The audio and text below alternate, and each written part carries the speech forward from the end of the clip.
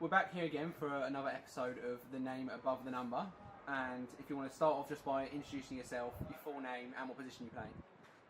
Name is Louie Annesley and I play centre back or in midfield. Centre back or midfield. Any preference for either of the two? Nah, probably more centre half. But yeah, obviously I've played a bit in midfield and can also do a little bit of full-back. So yeah, versatility is probably one of my strengths as a player. Did you start off as a centre back then and then moved your way into midfield when it was called upon, or was it the other way around? Yeah, I think like everyone else probably started up higher up the pitch, and then as I got older sort of filtered back down the way. Then I had a little growth spurt when I was probably 15, 16, which meant just got shifted to the back, so probably end up in goal soon. Yeah. You got Harrison Falk to watch out. Obviously at Dorking it's been a bit of a stop-start start to the season. How do you kind of see like your time's gone so far being here and obviously like being around the boys? Obviously, like you say, yeah, came in pre-season, did first few weeks of pre-season, then got injured in that pre-season game, which ended up being a bit more of a significant injury than maybe first thought. But yeah, obviously now being back, I think I've still been involved in 6 or 7 games for the club. Started my first one on Tuesday night, so yeah, I feel like I'm in a good place right now. Obviously the group's really good, getting to know everyone a lot better, especially now I'm back involved. It's a lot easier being with the group and the staff, etc. So yeah, no, obviously I'm in good spirits, the team's in good spirits, and yeah, just obviously mostly good vibes, especially making my first start for the club on Tuesday, in albeit good performance, but yeah, we want more 3 points. Yeah, 100%.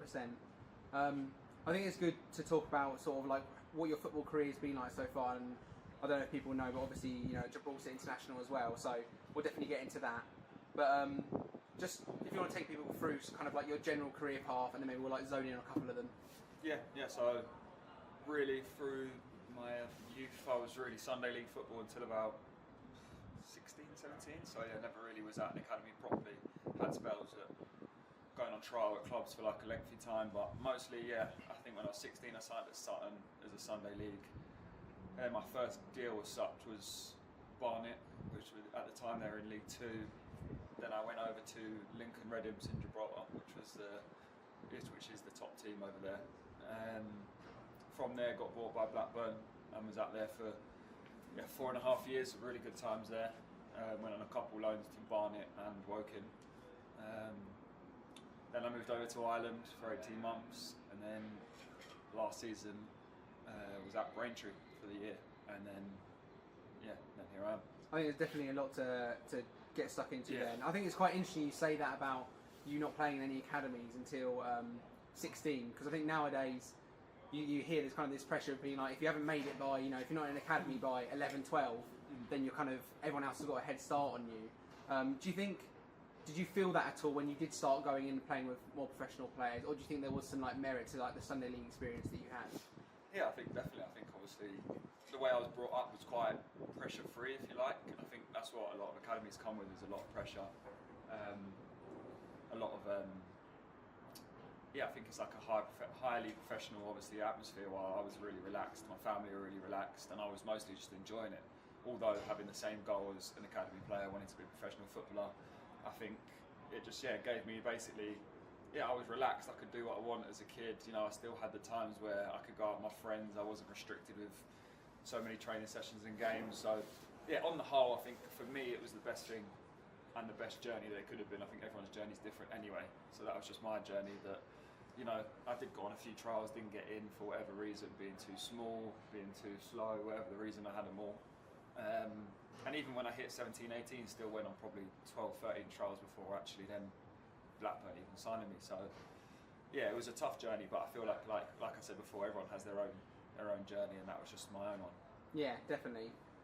It's interesting you talk about the trials there, because I know obviously that's a big part of footballers' sort of journey is getting rejected. Yeah. What kind of advice would you have for young professionals who are trying to go out there and keep getting rejected to bounce back from that and keep going forward?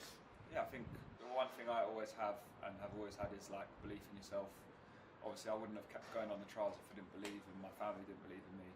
And then ultimately we all play football for a reason, and mine was just to make my family proud, make myself proud. So that was really it, to be honest. I went everywhere for trials. You know, got driven up to Leicester. I went to Fiorentina in Italy for a 2-week trial. So I was everywhere, Germany. Yeah, so yeah, I think ultimately I really, really wanted it. Wherever it was, whenever it came, like I was always gonna try and make it, I suppose. I guess that's a good way to segue to, like you said, playing and going on trials wherever you're wanting to play, wherever you can. So, like you said there, in your career, you moved out to Gibraltar to play for the Red Imps, which, like you said, was the top team out there. How did that kind of come about, and what was that like as an experience? Yeah, obviously, like I said, I was trialling around quite a lot. And yeah, kind of just popped up. Spoke to the owner, who obviously I know Gibraltar was quite a small place, so everyone kind of knows everyone. So I'm not sure who got in contact with who first, but the opportunity came about, and at the time I wasn't playing anywhere, so I thought I'd go over there for 6 months to a year, see how I get on. I was still young, 17, 18, so yeah, it just happened really. And then yeah, we obviously had the Europa League run, etc. So I played a couple games in that, and it just led from there. Then I got the national team call up. So yeah, just kind of all whirled into one, and then yeah, just worked out nicely. Yeah. What was that like moving over there as a 17, 18-year-old kid? Were you out there with your family as well, or did you move out there on your own? Yeah, so actually I do have family over there, but I moved out there on my own. Lived across the border in the player's house. So yeah, it was challenging for sure. I'd never lived away from home, and then being a 3-hour flight away, yeah, it was tricky. Definitely for my mum and dad for sure. But yeah, that was a lot of character building, and yeah, put me in good stead, I think, really for like the next stage of my career. When I went to Blackburn, living away from home was a lot easier there. I felt like, because it was in the same country, it was, yeah, just felt more at ease, and I think everyone did as well. So I suppose, like people say, doesn't it, everything happens for a reason, so that was probably one of them, to be fair. And it was tough, but it was good. I also had my family in Gibraltar, which was good, so I could go and see them, so I felt a little bit more at home. But yeah, definitely challenging. Yeah. Is there a language? Obviously, I think Gibraltar, they speak Spanish. Spanish and English, but mostly English. Okay, cool. But yeah, they do mix. So yeah, I don't speak Spanish fluently at all. I can understand quite a lot.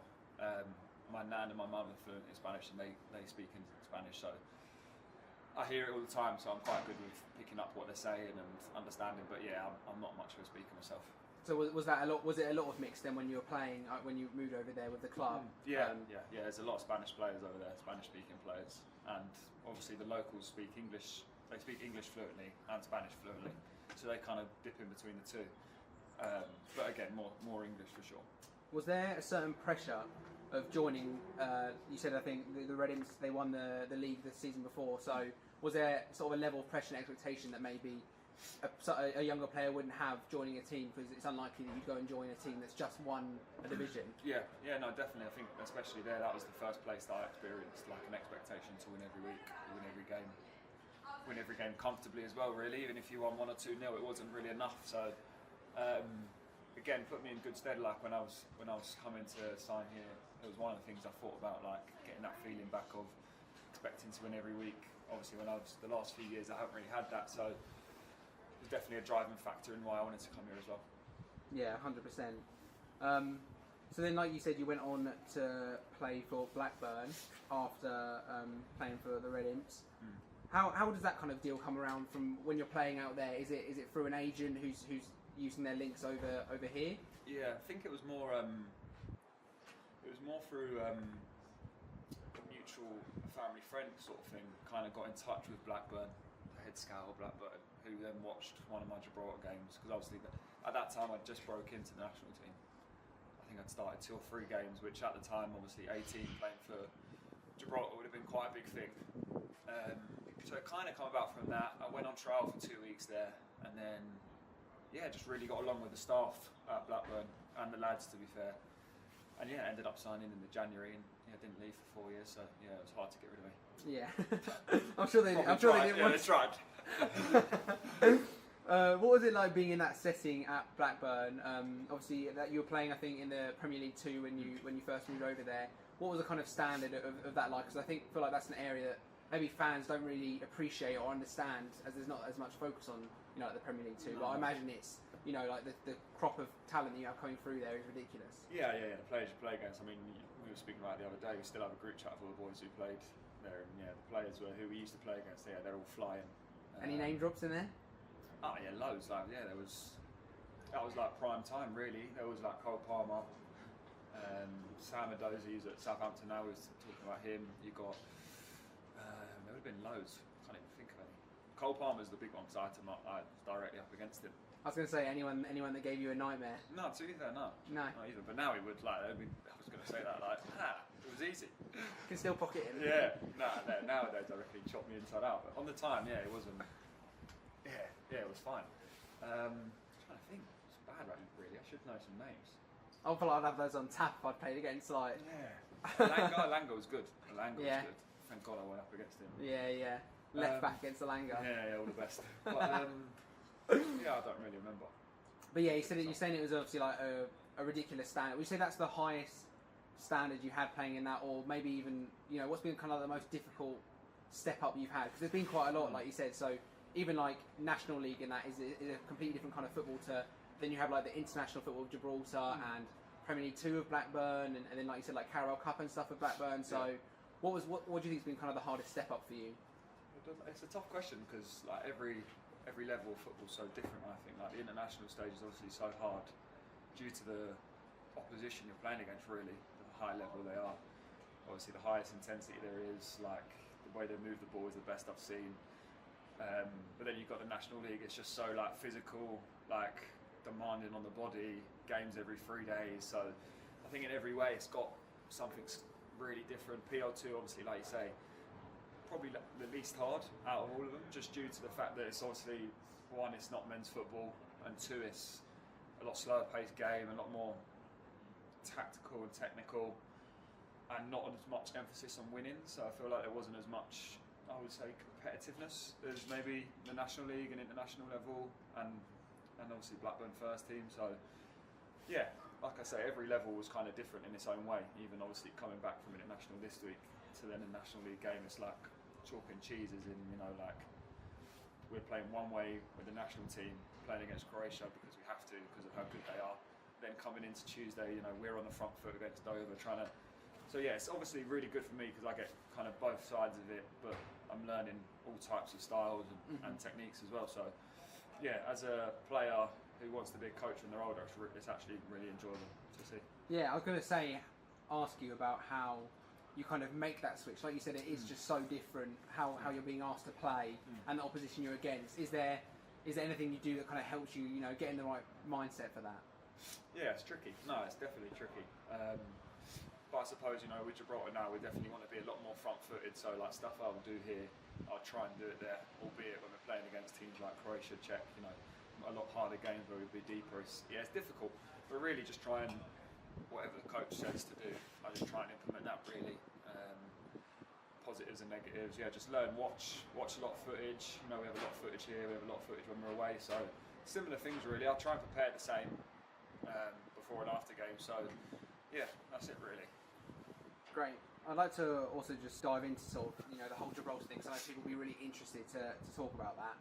I just want to start by saying, did you know that you were aware that you are the first player to have ever played for them at every level, represented from under 16 to first team? Yeah, my old man told me that actually.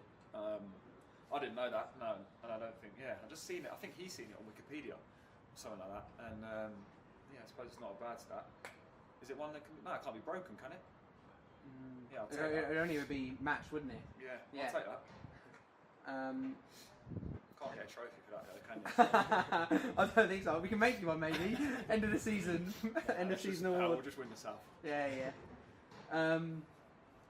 You made your debut for national team in March 2018.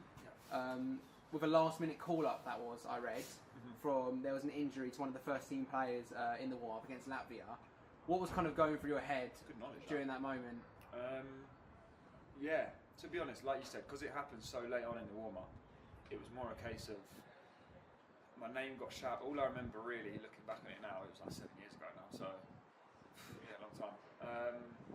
My name being called, and all I did was run straight up, shirt on, into the tunnel. Yeah, it was probably oh. You can, it's alright, you can swear. Covering up with straight after. I just remember being really nervous in the tunnel, and yeah, that was it really. It kind of, because it happened so fast, I think that was actually probably better. If I knew the night before, I might have been more nervous. Not that I'm a nervous person, but especially it being the first game for your country and stuff. Yeah, because it happened so fast. I mean, I was warming up with the subs literally 15 minutes before kick-off, so yeah, it just happened really fast. What was that debut like in the end then? Yeah, I actually ended up playing really well. Rarely say that as well, but it's probably one of my best 54 caps, to be honest, which is bad because you should get better as you go, but I started quite well. And then, yeah, we won 1-0 against Latvia at home, so yeah, it was kind of a dream debut, if you like. It was what I would have pictured before if I could have. Yeah. Sure. Do you get much support from family and stuff when you've got games out there? Obviously, it might be quite hard for parents and that to make the games, but yeah, luckily my mum, my nan, my granddad, who both my nan and granddad are Gibraltarians, so that was a really proud moment for them both to be there. Yeah, my godmother and my 2 sisters were there, so yeah, luckily a lot of them made it out, especially at my first call up, they did come out, just in case. So yeah, ended up being really perfect good. debut. Love that, mate. You also, I read that you went on to go and captain the national team for the first time 22nd of March this year, and that was against Montenegro. Is that correct? Yeah. How was that as an experience? Yeah, again, to be fair, I didn't know until on the day the gaffer told me that I was going to be skipper. So yeah, it was another one of those that I didn't really have much time to think about it again. Again, probably the proudest moment in my career, captaining my country. So yeah, something that I like to say I have to my armoury, like being a leader. I like talking a lot, so especially on the pitch. So yeah, like I said, real proud moment, and especially for my family, I think it's something that they'll always look on as well. Is there much else that comes with that? Obviously, you might be the point of contact now for the referee during the game and stuff, or did you have to make kind of much of an adjustment on how you were going to conduct yourself during the game? No, because normally I was on the ref anyway. That's probably another bad thing about me, is I talk too much to the ref, which isn't a good thing. So no, that wasn't really a thing. It was more just probably when I was captain for it, just like trying to look after the rest of the team, trying to help people around you as much as possible. Although I would do it already, just maybe a bit more emphasis on it, to be honest. But yeah, I don't think much changed. No, I think you can be as much as a leader without the armband. So yeah, not really too much difference. I didn't want to make a difference like that either. Yeah, I think also being quite a young captain as well, there might be a bit of sort of stigma from older players, about who's this kid and why they're going to be telling me what to do. How would you sort of navigate that? Yeah, that's why I probably didn't want to change too much from myself. I didn't want to put an armband on and then change my personality. So I think the worst thing I could have done was that. So I think I just tried to just be myself, continue with what I was doing, help the younger players. We have a young squad at Gibraltar now, so help the younger players coming up with my. Yeah, like you say, I'm young, but still got enough experience at that level to try and give some of my feedback, etc. So, yeah, really, I think my main thing was not to change at all, really. Just keep my personality and just be myself. Nice, mate. While we're on Gibraltar as well, who would you say is kind of like the toughest opponent you face as a team and then maybe an individual player? Yeah. Holland away. We played them twice, Holland away. So that was really tough day. France at home, I played in. Tough game as well. So yeah, those two are probably the standout the nations where I thought, that's next level. Are there any players that you've been up against where you've been like, this guy's just a cut above everyone else? Yeah, I actually got taken off when I was 21. I got taken off at half time when I played against Christian Eriksen. And yeah, just absolute lesson on how to play midfield. 1-2 touch. He was like Moro. So good. As a compliment and a half to Eriksen. Yeah, exactly. Yeah.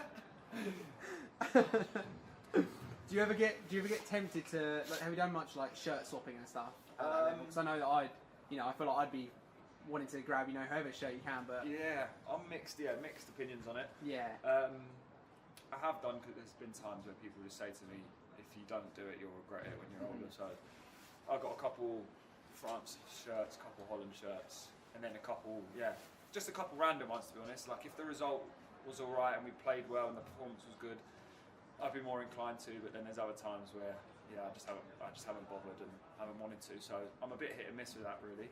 I should really hit stick or twist, but at the minute I'm still in the middle. So yeah. No, I think I agree with you. It does depend on the match because it's not a great look, and you're probably not in the mood to do it if, like you said, if you come up against a team and they've just been miles better. So no, I think I'm with you on that. Just going back into your time at Blackburn, mentioned earlier playing in a Carabao Cup game. How was that as like a competition to play in? Yeah, that was my debut. Obviously, my one competitive game for the first team. Yeah, it's weird actually because I'd actually been told already that I could go, which was like a weird feeling kind of. But yeah, and it just so happens at the time they told me to go, then 2 months later there was no centre backs to play, so I kind of got the call up just off being there so long and merit, I suppose, because I'd obviously done well with the 21s, was captain of the 21s, so it was kind of a natural step. But yeah, I did quite well on my debut. We won the game. You got a crucial last-minute block to ensure the 2-1 win. Yeah. Still, 94th minute block. Yeah, and again, Bradford away was a tough ground. You know, they probably had 10,000-12,000 there. So yeah, another really good debut to be fair. And yeah, obviously Blackburn had really good times there, really fond memories, really good people. Not a bad word to say about the club really. So I loved my time there. On that about grounds, you know, you're saying like Bradford quite a hard away game. Are there any other away games in the UK that you've played that really stand out? Southend away. Yeah, that was actually a really good one last year. Might have made that up. Southend away was really tough. Hartlepool away, I don't know why. I found that really tough. Yeah. Every time I played there, I think I broke my nose and cut my eye when I played there twice. So like, just not a good ground. And I think the fans are like horrible there. You can keep that in because I don't think we're going that far north. But like, we won't play them this year, but we might have them next year. But yeah, Hartlepool and Southend are probably the two that I would be dreading. Not dreading, but you know, like where the fans are on your back a bit. Yeah. Same vibe as the cold night away at Stoke sort of thing. Yeah. Especially Hartlepool. Southend's more like, it's actually a good ground I think, and they got good support as well. So yeah, that's definitely a tough place to go in this rocking there. Yeah. How much does that come into your head when you're playing? Is it more of something that will maybe be on your mind when you're like warming up on the touchline and stuff, and then on the game you can switch it off, or does it still find a way of getting through? No, I think like you say, like once you get on the pitch, I think it's actually you forget about it really. It's probably all the talk before about how many will be there and all that, and then once you're on the pitch, it's like anywhere, you just kind of forget about it. There's been certain pitches or stadiums you play at when you actually can't hear each other. That's probably the most challenging part. But apart from that, I think once you're on the pitch and you're over the white line, it's just all go ahead. Yeah, I think you bring it up there, and this is something that I'm definitely interested in.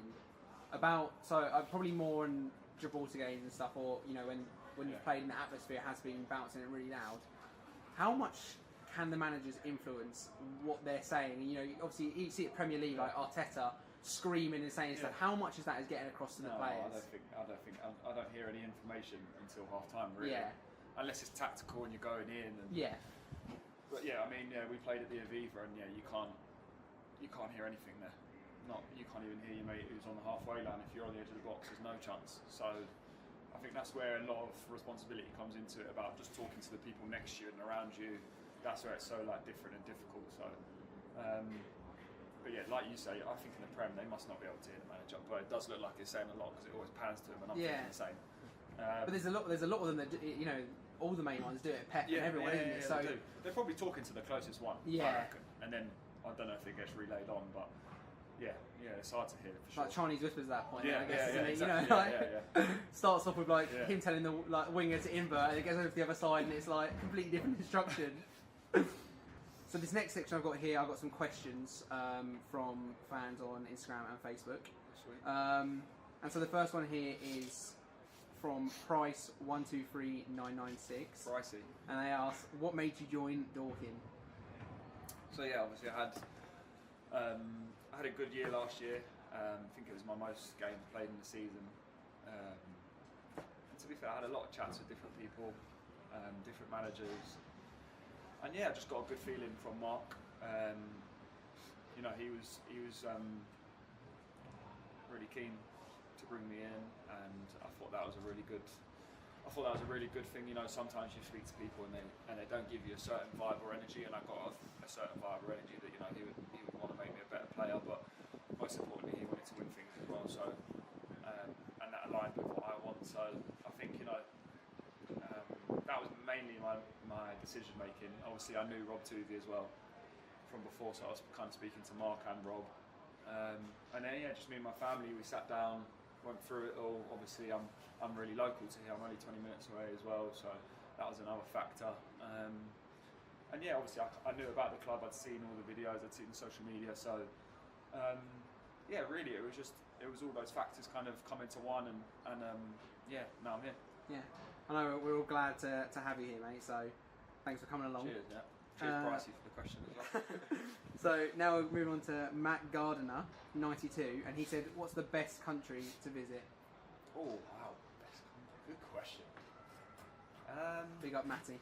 Yeah, I wish Frank was here. He'd be bantering. Gardner. Best country to visit? I'd go Switzerland. Or if we're talking where I go on holiday, I love Dubai. Yeah. So that would be my. That's a big. It's a big jump, yeah. Yeah. I was first thinking, you know, when you're in football brain, I was like, where have I played with football that I thought was really nice? Switzerland was really nice. And then I thought, well, hang on, that question could just be like general. Holiday, like, yeah. So, I mean, yeah, me and my missus, we love Dubai. Yeah. Is there a Saudi contract coming at some point? Nah. Or no? Nah. I love the Surrey Hills too much. Yeah. Pan the camera. Next question we got here is from Dave Vahan, and he said, "Did you enjoy your time at Dundalk?" And then to ask you about your goal in Oriel Park versus Rovers. I've seen it. I haven't seen it. I'll tell you what. I'll get it up and I'll put it in the. Really? I think a lot of people would be shocked that I could do that. Yeah. Well, you talk it through, and then we'll see how close it is that actually happens. I can't talk it through. No, it was just a left foot. Yeah, I don't really remember much about it. Drove forward and then ended up with a 1-2, and then struck it into there. So what was the question? Your time in Dundalk. Yeah. Yeah, I actually see the fans there have mixed opinions about me just because I was injured quite a lot when I was there, and then it just so happened that I would get fit and go on international, which I think they always took a bit personally. But I have nothing but good things to say about the club, the fans. They're really, really loyal fans. They got relegated the next season I left. But the season I was there where I did play 20, 25 games, I actually really enjoyed it. Really enjoyed the fans. Like you said, I had really good times when we played against Rovers. And we had good wins against the local rivals, Drogheda. And so I had really good memories there, to be honest. I also had a big illness while I was there, which definitely affected my time there with sepsis. But on the whole, I really enjoyed my time in Ireland. Would you say there's much of a difference between sort of the Irish, like playing in Ireland, and the culture around football there compared to the UK or England? No, not really. Not really, to be honest. I mean, Dundalk was quite similar, really, as in everything's done really professionally over there. The only difference is, they love Guinness. Literally. And you get abused with an accent. Yeah, they didn't really like my accent. And they would get really annoyed whenever I went away with international. And they love Guinness. Yeah. Do you love Guinness? And it changed me, It changed, man. I do hear that you've got to go to Ireland to fall in love with Guinness properly. No, it was top. Yeah. Yeah, no, but the Guinness over there is different. And it's good. Nice. I rarely drink Guinness, by the way. Not quite. We've got a bunch of people asked this as a question, but I've got here G_Walsam_1 said, why the number 46? Tricky. I normally wear 4, 5 or 6, obviously they were all taken. And then my granddad was born in 1946, and I wore 46 when I was at Lincoln Red Imps as well. So I just kind of thought, I'll just bring it back, really. Yeah, I love it. RJM.01WHU said, who's the funniest in the team? Good question. Funniest. So everyone would say Pybus, and that is true. Like, he's like witty, funny. I think Frank Vincent's got a lot of good banter. He has a lot of the good football banter. And then I find James McShane hilarious as well. But there's a lot of competition, isn't there, in the squad? Yeah, all really different funnies, but like they're funny, if you know what I mean. Yeah, definitely.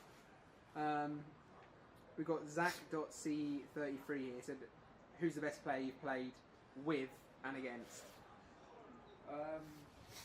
With Charlie Carter. Against Mbappe. Them two up top would be good together, by the way. I was going to say, much of a difference between them two as players, or? Same thing. One's got a swollen knee, that's about it. And it's Mbappe. We've got Seb Oliver 44 here. He said, "Do you prepare differently to a normal game before playing a game against one of the big nations for Gibraltar?" No, same. Yeah, nothing really changes. Obviously, same prep, same video. Watch the video of who you're up against. Yeah, watch your own clips. Yeah, no, not too much really. I don't think it should change too much. No. And the last question we had here, mentioned earlier, was from the man you just mentioned, Dan Pybus. He said, "What's it like to be the second international at Dorking?" Yeah, they're the type of comments that he comes up with. Yeah, brilliant. Yeah, obviously to be behind a player like him, that's massive for me. Some guy. Nothing but respect between the players here at Dorking Wanderers. For this next section, I've got a couple more to finish up with. Is I'm asking every player a question from the previous player, and then you ask one ahead. Cool. So we've got a question here from. Actually, I won't say who it's from. And they said. You've already told me. I did. And I know who it is. That's the question. They said, "Have you ever hugged a tree?" Yeah, Vincent. No. But do you know what Frank's got me into? Grounded. Yeah. Never grounded before. And then now I'm like in the garden, like socks and sliders off. I was going to say, what's that to explain to people who don't know? Oh, grounding is like, well, Frank should really explain it. I don't really know, but just stepping on grass with your bare feet, meant to like something from the ground. Grounding. Yeah. Yeah. Don't really know much about it. I saw Haaland does it, then Vinny does it. I was like, give it a go. Two goats in the game, isn't it? Yeah. So no, I've never hugged a tree. Would you ever hug a tree? No, it's not. No. No. I mean, if Vinny wanted me to. Yeah. And he was like, "It's good for you." Maybe I believe him. But at the minute, no. Hey, the way he's playing, maybe there's something in it. Yeah, you know? Exactly. Yeah, you're not wrong. 13k the other day, actually. Maybe I should start hugging this tree. Love it. And have you got a question to ask on to the next person? It does depend who is doing it, but we don't know yet. No. So we'll go like, what is your Nando's order? Nice. And for the fans, what's your Nando's order? Half chicken, spicy rice, broccoli, and some halloumi sticks. Halloumi in there. Yeah, chuck it in there. So then this is just like for the final section, just to wrap up. Where do you see yourself in 10 years? Like, what's the next chapter of your life look like? After football? Yeah. Well, you could be playing football in 10 years. Yeah, I hope so, yeah. Ought to be 35. Yeah, hopefully still playing high level, still enjoying it as I am.